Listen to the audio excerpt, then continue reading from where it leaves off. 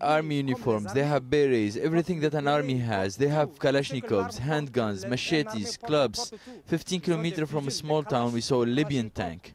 The situation is very, very dangerous. Every day there are more than 100 who die. Every day there are shootings. The most dangerous situation is for foreigners like us. And also us, black people. Because Gaddafi brought soldiers from Chad, from Niger. They are black and they are killing Arabs. 120 kilometers from this Tunisian border, Zawiya. The town is now in the hands of the people. But Egyptian refugees describe a bloody massacre on Thursday, which left many dead. I was in Zawiya's Martyrs Square. There was a group of army men in the square who attacked the protesters. It was a very fierce confrontation. They were using heavy weapons, at least 15 to 20 dead, and I had footage of what happened, but the Libyan authorities on the border took my phone. Gaddafi wants to commit a crime with the absence of any media. The problem for journalists right now is that this is as close as we can get to Western Libya. We have to rely on first-hand accounts of people coming across this border, many of them too frightened to talk about what's happening there. There are still very few Libyans crossing into Tunisia. Most of these people are Egyptian migrant workers who fear reprisals from Gaddafi forces if they ever return. Libya is where they found work and built their lives. They now have an uncertain future. Nazanin Bashiri, Al Jazeera, on the Tunisian-Libyan border. China's also stepped up its efforts to get more than 30,000 of its citizens out of Libya as the crisis escalates. A ferry carrying more than 2,000 Chinese workers arrived in Malta on Saturday. Cal Perry was there to meet them. Weary faces tell the story of a difficult journey across rough waters. These 2,000 workers were just evacuated from Benghazi and brought here to Malta. An unusual scene as a Chinese flag is unfurled on an Italian ship in a European harbor. My two best friends, they're still upstairs in this cruise. They were sick. They couldn't get off the bed because in the past one day and night, this journey in the sea, it's really tough for us. The ship is shaking really badly, and they throw up a lot of times, and they headache. They didn't eat anything in the whole day and night.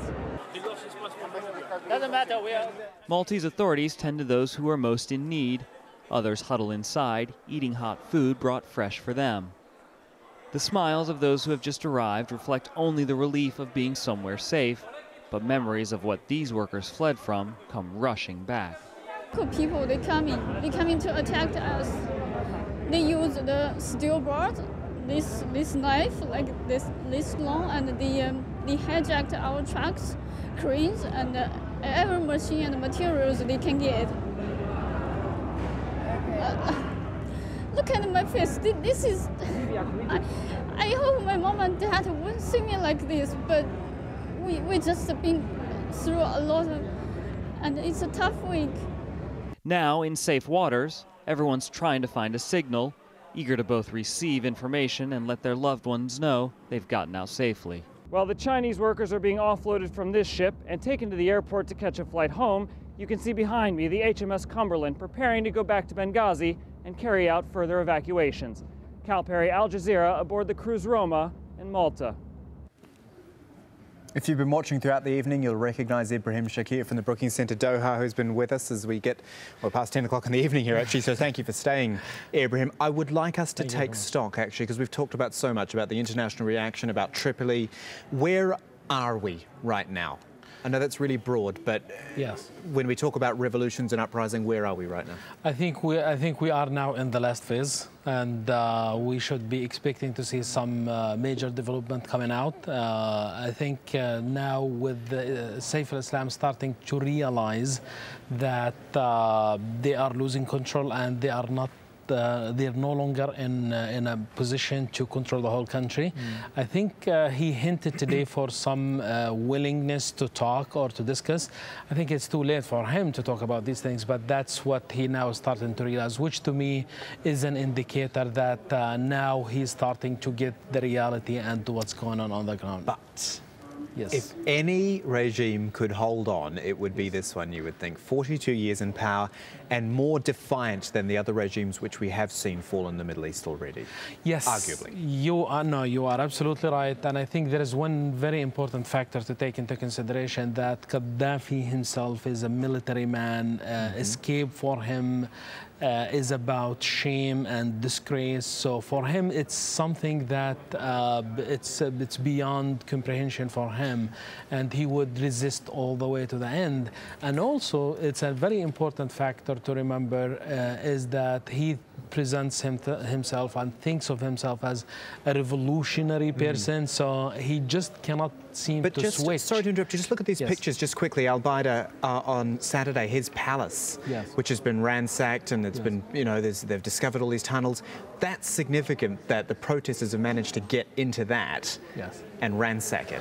And I think we will, in the coming days, we will see many of this happening, and we will see many very interesting events and things that are being discovered, because it's not only this, but also the other prison that we have seen the other day, yesterday in Benghazi as well. So we should start to see these incredible palaces or prisons, or like the regime secrets will be coming out in the coming few days. So we should be really, because this has been a very closed country, so we should be ready and prepared to see, you know, for big surprises in the coming, because we didn't know much about what happened in the past, and now is the time to discover these secrets that the regime was keeping away from the eyes of everyone. You mentioned Benghazi, one of the cities that is now in opposition hands, and there are others as well. I would suggest that the key for the protesters, the key is to be able to hold those towns. It's all very well and good taking control of parts of the country, but there is no political system in place to hold it, if you like. That's true. Setting up sort of town councils to try to run things. Yeah, that's true. And here, this is a very good point, Kamal. And there are two things here to consider. One is that Benghazi and the rest of the east area are still in a situation, in a phase of understanding what happened, because they're still living under Gaddafi for 42 years. It's still very hard for him to, to make the switch and to live the new reality of freedom. So they're still in the case now of understanding and making sense of what's around them and what happened. Next phase, when they get over this understanding phase, I think if the situation in Tripoli doesn't end, I think we should be ready to and prepared to see people from Benghazi and the east are also marching towards Tripoli to end this the conflict there, because that would be, because the situation is, cannot continue the way it is now, and now they're still caught up in the euphoria and the celebrations, but soon when this is over, I think if the conflict and the problem still in Tripoli, then we should be prepared to see them coming out towards Tripoli. This is interesting. Anything that happens post if Gaddafi falls, if and when Gaddafi falls. I tell you, it was a question that was sent to me on Twitter, and someone said, put this to one of your guests. What happens power vacuum-wise after, if Gaddafi falls? Because it's not like he's going to hand power to someone else, so it's unlikely that he would do that. The military's there, but what happens? What could happen? That's a very interesting question, and it's a big question. And I myself am writing an article on this. What is going to happen when the Gaddafi falls? And the options at this point all options are on the table. However, what I'm seeing actually is and how the Libyan educated community and activists have acted and dealt with the crisis. I'm really hopeful, and I am not worried at all about a power vacuum after the fall of Gaddafi. And I see in particular, at this particular point, that the diaspora, the Libyan diaspora, will play an important role in intervening and in playing and helping in Libya, because they have a lot of connections outside the country and they are in touch with the outside world, and unlike many people in the inside who were kept all this long in a very closed state. So in addition, we have to keep in mind that the army has acted very responsibly so far, and there are the army generals who were marginalized in the past.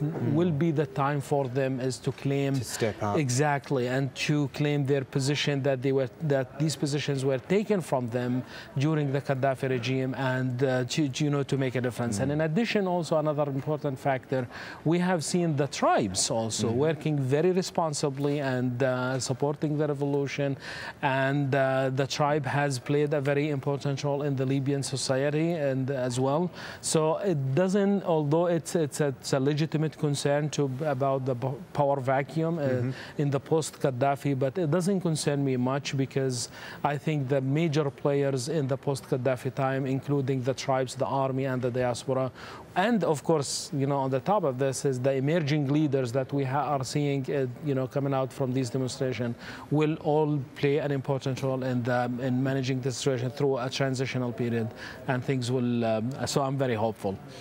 Well, it's not happened yet. We must caution that. It hasn't happened yet, but some interesting thoughts there on what might happen when it does. Ibrahim Shakir, thank you. Thanks a lot. And these anti-government protests across the region are continuing as well. It's not just Libya. More have been held in Yemen, where the president suffered another setback as key tribal leaders announce they're backing the pro-reformers.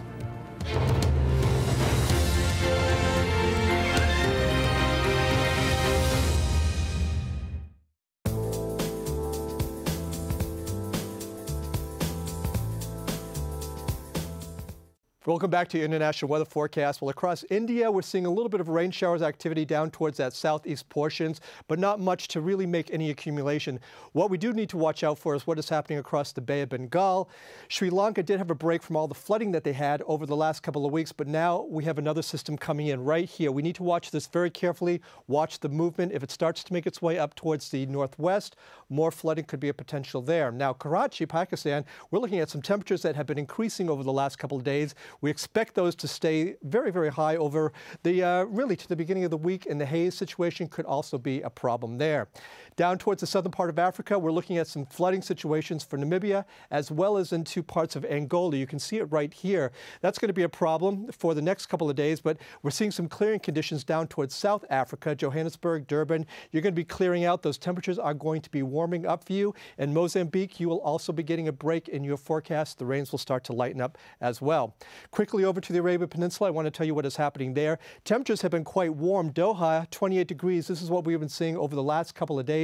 The haze has been a problem in the mornings especially. We're looking at Riyadh at 32 and Abu Dhabi is about 31.